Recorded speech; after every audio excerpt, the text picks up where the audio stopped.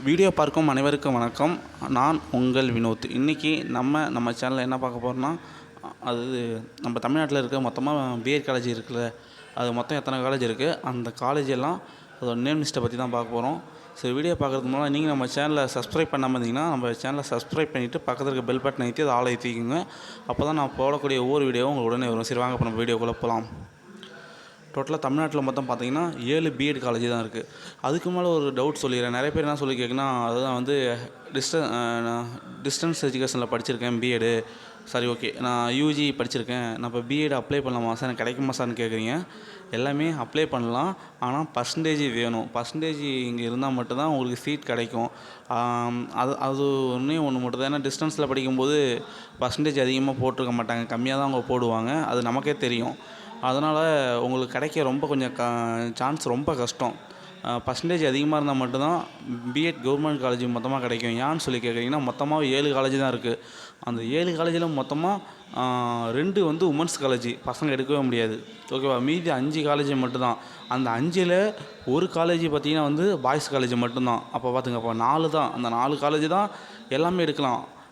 All மேஜரும் எடுக்கலாம். அந்த all மேஜரில் ஒரு சில காலேஜில் ஒரு சில சப்ஜெக்ட் இருக்கவே இருக்காது. அதை பற்றி தான் ஃபுல் டீட்டெயில்ஸ் பார்க்க போகிறோம். மொத்தமாக டோட்டலாக சும்மாதே சொல்லிட்டேன். 7 காலேஜ் இருக்குது. 7 காலேஜில் 2 காலேஜ் வந்து உமன்ஸ் காலேஜ். அந்த உமன்ஸ் காலேஜ் 2 எதுன்னு சொல்லி கேட்டிங்கன்னா, சென்னையில் இருக்கிற லேடி வில்லிங்டன் காலேஜையும் கன்னியாகுமரியில் இருக்கிற உமன்ஸ் காலேஜும், கோயம்புத்தூரில் இருக்கிற காலேஜ், ஓகேவா. கோயம்புத்தூரும் சென்னையில் இருக்கிற லேடி வில்லிங்டன்ஸ் காலேஜ் ரெண்டுமே வந்து உமன்ஸ் காலேஜ், ஓகேவா. அதுக்கப்புறம் வேறு எங்கெங்கே இருக்குதுன்னு சொல்லி கேட்டிங்கன்னா, சென்னையில் மொத்தம் 2, ஒன்று லேடி வில்லிங்டன், ஒன்று சைதாப்பேட்டை. பசங்களுக்குன்னு சொல்லி சொன்னால அந்த காலேஜ் பார்த்திங்கன்னா சைதாப்பேட்டை காலேஜ். நல்லா கவனிச்சிங்க. பசங்க ஒன்லி பாய்ஸ் காலேஜ் பார்த்திங்கன்னா சைதாப்பேட்டை காலேஜ், ஓகேவா. அப்போ சென்னை சொல்லிட்டேன், ஒன்று சென்னையில் 2 சொல்லிட்டேன், ஒன்று லேடி வில்லிங்டன், ஒன்று சைதாப்பேட்டை அந்த காலேஜ். 3வது வந்து கோயம்புத்தூர். 4 வந்து வேலூரில் இருக்கிற காலேஜ், ஓகேவா. அதுக்கப்புறமேலுக்கு பார்த்திங்கன்னா 5வது பார்த்திங்கன்னா இங்கே குமாரபாளையம் இருக்குல்ல, குமாரபாளையம் அந்த நாமக்கல் ஈரோடு சொல்லுவாங்கள்ல, அந்த சைடு குமாரபாளையத்தில் இருக்குது. அதுக்கப்புறம் 6வது காலேஜ் பார்த்திங்கன்னா நம்ம தஞ்சாவூர் பக்கத்தில் ஒரத்தநாடு. தஞ்சாவூர்லேருந்து ஒரு 24 கிலோமீட்டர் இருக்கும், ஓகேவா. ஏன் அப்படி அது கிலோமீட்டராக சொல்கிறேன்னா, நான் படித்த காலேஜ் அந்த ஒரத்தநாடு கவர்மெண்ட் காலேஜாக தான் நான் படித்தேன். சரி, ஓகே. அப்புறமேலுக்கு 7வது காலேஜ் பார்த்திங்கன்னா புதுக்கோட்டை. மொத்தமே 7 காலேஜ் தான் இருக்குது, ஓகேவா. இதுதான் நான் சொன்னது தெளிவாக சொல்லிடுறேன். மொத்தம் 7 காலேஜ். இதுவுலேயுமே நம்ம பிஎட் கவர்மெண்ட்டில் பார்த்திங்கன்னா 7 காலேஜ் தான் இருக்குது. சென்னையில் 2 இருக்குது, கோயம்புத்தூரில் 1 இருக்குது 3, வேலூரில் 1 4.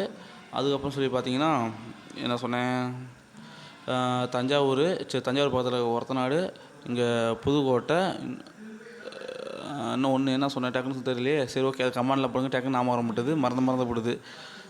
ஓகே, சென்னை 2, புதுக்கோட்டை தஞ்சாவூர் 4, வேலூர் 1 5. ஓகே, குமாரபாளையம் விட்டுட்டேன், ஓகேவா. குமாரபாளையத்தில் இருக்குல்ல, ஓகே.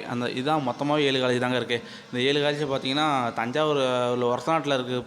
ஒரத்தநாட்டில் பார்த்திங்கன்னா காமர்ஸ் டிபார்ட்மெண்ட் இருக்கும், ஓகேவா. ஒரு சில இடத்த காமர்ஸ் டிபார்ட்மெண்ட் இருக்காது. அதனால தான் சொன்னேன் ஒரு சில இடத்த இருக்காதுன்னு சொல்லிட்டு. தஞ்சாவூரில் இருக்க ஒரத்தநாட்டில் பார்த்திங்கன்னா ஆல் டிபார்ட்மெண்ட்ஸ் இருக்குது. மிச்சம் எல்லா காலேஜ்லையுமே இருக்கும், காமர்ஸ் மட்டும் இருக்காதுன்னு நினைக்கிறேன். இங்கே வந்து ஏன்னா நான் படிக்கும்போது ஃப்ரெண்டு படித்தான், அவன்கிட்ட கேட்கும்போது அவன் சொன்னான், ஏன்டா இங்கே சென்னையிலேருந்து இங்கே வந்து எடுத்திருக்க, அங்கே இந்த டிபார்ட்மெண்ட் இல்லை, வேறு காலேஜ் கிடைக்க அங்கே இல்லை, சார் தான் இங்கே எடுத்துக்கிட்டேன்னு சொன்னான். ஓகேங்க, ஓகே. காலேஜ் நேம்லாம் சொல்லிட்டேன். டிஸ்டன்ஸில் படிக்கலாமான்னு கேட்டிங்களே, எல்லாமே படிக்கலாம். பர்சன்டேஜ் நீங்கள் அதிகமாக இருந்தீங்கன்னா படிக்கலாம், கம்மியாக மார்க் இருந்தால் சத்தியமாக கிடைக்காது, நானே சொல்கிறேன். ப்ரைவேட் காலேஜில் சேரலாமா அப்படின்னு சொல்லி கேட்டிங்க, அதுக்கும் இதிலே சொல்லிடுறேன் இந்த வீடியோவிலேயே. ப்ரைவேட் காலேஜில் நீங்கள் எப்போ வேணாலும் சேர்ந்துக்கலாம். நீங்கள் இப்போ கூட சேர்ந்துக்கலாம், இல்லை இதுக்கு அப்ளிகேஷன் போட்டு பார்த்துட்டு நீங்கள் பொறுமையாக கூட கிடைக்கலன்னு பார்த்துட்டு கூட கிடைக்குதா இல்லையான்னு பார்த்து கூட நீங்கள் சேர்ந்துக்கலாம். ஏன்னா ப்ரைவேட் காலேஜில் எப்போ வேணால் சேர்ந்துக்கலாம். உங்களுக்கு தேவை பணம் மட்டும், அது அட்மிஷன் போட்டாவே போதும். இப்போயே நார்மலாக வந்து இப்போயே போடுவாங்க, ஆனால் பேருக்குன்னு அது ஒன்று தான். ஏன்னா நம்ம இன்னும் அட்மிஷனே நடக்கலை.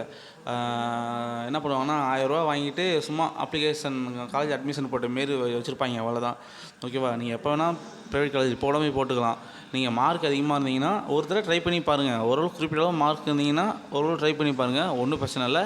எல்லாத்துக்கும் கிடைக்கும். அதுக்கு முன்னால் பார்த்தீங்கன்னா ரொம்ப அதிக பர்சன்டேஜ் வச்சு ஏன் கிடைக்காம போயிடுச்சுன்னா, இந்த கொரோனா பேட்சில் எல்லாம் பாஸ் பண்ணாங்கல்ல, அவங்களையும் குத்தம் சொல்ல முடியாது. ஏன்னா அவங்க பார்த்து தான் எல்லாத்துக்கும் தெரியும், எல்லாமே பார்த்து தான் எழுதுனாங்க. அதனால் மார்க் எல்லாம் அதிகமாக எடுத்துட்டாங்க. அப்போ பார்த்தீங்கன்னா எல்லா மேஜர்லேயுமே அதிக மார்க் எடுத்தவங்களுக்கு தான் கிடச்சிது. அதிக மார்க் எடுத்தும் கிடைக்காம போனது ஏன்னா சொல்லி கேட்டிங்கன்னா, ஒவ்வொரு காலேஜ்லேயும் பிஎட் பார்த்தீங்கன்னா 100 சீட்டு தான். அப்போ டோட்டலாகவே 700 காலேஜ் தான். அப்போ 700 சீட்டு தான். அப்போ 700 சீட்டுன்னு நீங்கள் கணக்கு பண்ணக்கூடாது. அது 700 சீட்டில் உமன்ஸ் காலேஜ் இருக்குது, பாய்ஸ் காலேஜ் இருக்குது, கோயட் காலேஜ் இருக்குது. இதெல்லாம் கணக்கு பண்ணோம்ல. அது கணக்கு பண்ணும்போது மொத்தமாகவே 100 சீட்டு தான். ஃபஸ்ட் இயர்னா பிஎட் ஃபஸ்ட் இயர்னா அந்த 100 சீட்டில் தான் எத்தனை டிபார்ட்மெண்ட் இருக்கோ அத்தனை டிபார்ட்மெண்ட்டு பிரித்து கொடுப்பாங்க. ஆர்ட்ஸ் தான் பார்த்தீங்கன்னா கம்மியாக தான் சீட்டு கொடுப்பாங்க. சயின்ஸ்னால் மட்டும்தான் அதிகமாக இருக்கும். மேக்ஸிமம் 20-22 சீட்டு கொடுப்பாங்க ஒரு காலேஜில். ஓகேவா? அது ஒவ்வொரு வருஷமும் மாறுவானு தெரியல. மேக்ஸிமம் 20-22 18 சீட்டேஜும் மேக்ஸை கொடுத்துருவாங்க ஒரு காலேஜுக்கு. அதுமாதிரி சயின்ஸும் அதேமாரி தான். சயின்ஸே தனித்தனியாக பிரிச்சுருவாங்க. ஃபிசிக்கல் சயின்ஸ்னு சொல்லுவாங்க. ஓகேவா? ஃபிசிக்கல் சயின்ஸ்னால் கெமிஸ்ட்ரியும் இதெல்லாம் சேர்ந்தது தான்.